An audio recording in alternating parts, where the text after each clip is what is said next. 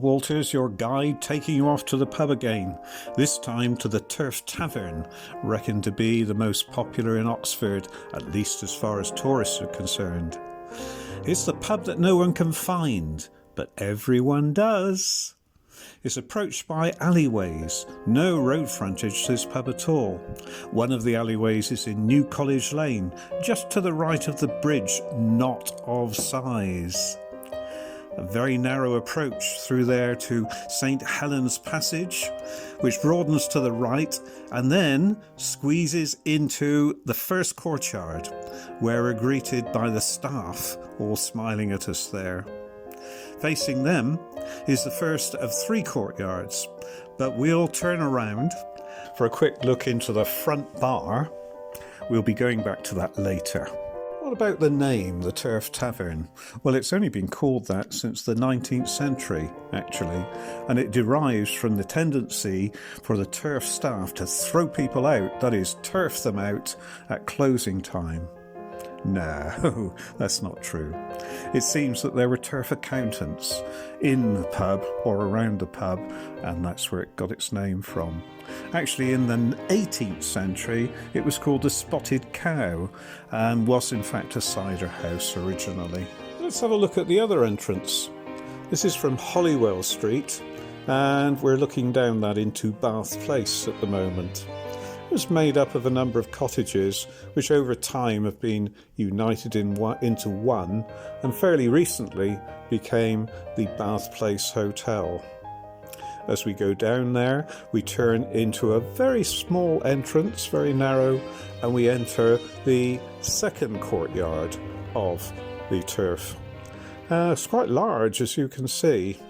And we can actually go into the back bar through there and through into the third courtyard, which is dominated by 2 ancient structures.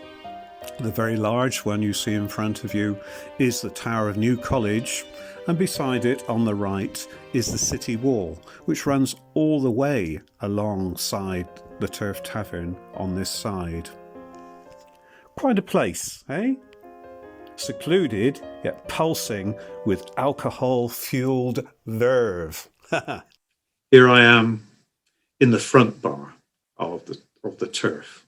Nice, isn't it? There's another bar at the back there with even more hand pumps.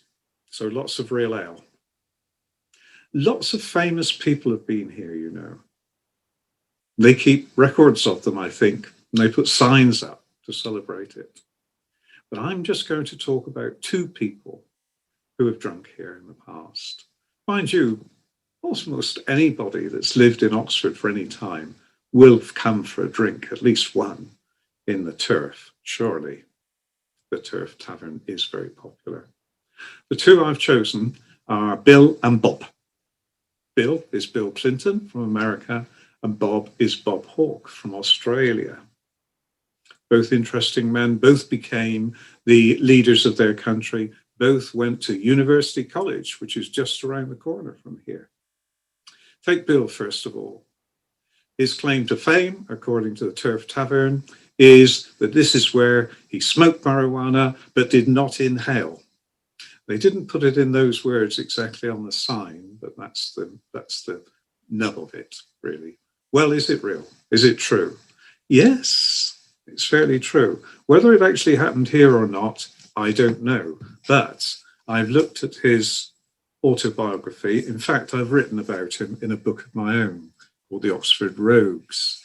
And I quote in there his own statement about the marijuana business. It's this: I experimented with marijuana a time or 2.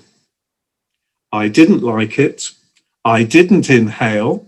And I never tried it again. So there. You can believe that. That's Bill Clinton's own words. What about Bob? Bob is not involved with marijuana, as far as I know. His involvement is with beer, which is more interesting when you're in a pub, in a way, really. It is claimed by the Turf Tavern that it's here that Bob Hawke drank the yard of ale in a record time. Well, is it true? It's true that he's in the Guinness Book of Records for drinking in a record time, 2.5 pints of beer.